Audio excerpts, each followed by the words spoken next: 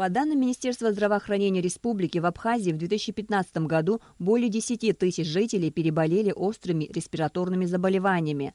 За 9 месяцев 2016-го – 6140 человек. Специалисты признают, что цифры в разы больше, так как не все обращались в медицинские учреждения. С наступлением холодов вновь приобретает актуальность вопрос профилактических мероприятий во избежание эпидемии. По данным Всемирной организации здравоохранения, существует более 2000 разновидностей вируса гриппа. Наиболее распространенный вид – это гонконгский, азиатский грипп. В Абхазии пик заболевания наблюдается в конце января-начале февраля и заканчивается в марте. Чтобы не попасть в число заболевших, главный санитарный врач страны Владимир Берулава советует привиться вакциной против гриппа. Так уже предварительно говорят, что будет гонконгский грипп. Но этот грипп, конечно, по своему течению, средней тяжести. Чтобы не заболеть, еще раз говорю, главное, надо прививаться. Министерство здравоохранения Абхазии завозит российскую вакцину «Гриппол» для населения республики. Уже закуплено более 40 тысяч доз.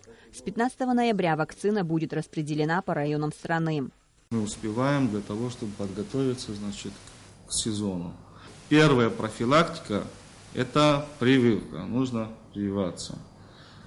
Со стороны противовирусных препаратов, помимо вакцины, мы собираемся, обеспечить наши лечебные учреждения, поликлиники, противовирусными препаратами, чтобы симптоматическое лечение провели.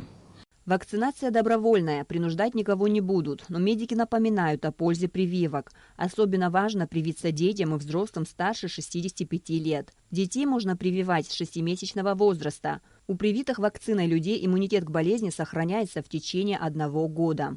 Самое главное, чтобы не заболеть гриппом, это надо прививаться. Ведь благодаря прививкам мы избавились от такой страшной болезни, как оспа. Вы знаете, что такое оспа? Никто из вас не видел. Вы знаете, благодаря прививкам сократилась резко заболеваемость коклюшем, корью, дифтерией, полиомиелитом. Если бы кто-нибудь из вас видел, как страдает ребенок, который болеет коклюшем до года, никто бы никогда из вас в жизни не отказался бы от прививок.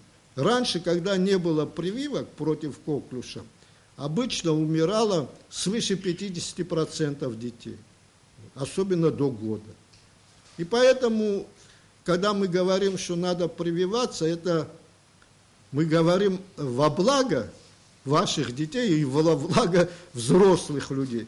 Помимо вакцинации, главный санитарный врач посоветовал заботиться о своем организме, то есть укреплять иммунитет, употреблять фрукты и витамины, гулять на свежем воздухе, проветривать помещения. А при симптомах гриппа, высокой температуре, сильной головной боли, резе в глазах и покраснении лица незамедлительно обращаться к врачам. Согласно исследованиям ученых, если 40 тысяч человек из общей численности населения проходят вакцинацию и будут привиты от гриппа, заболевание не приобретает масштабы эпидемии, так как создается иммунная прослойка.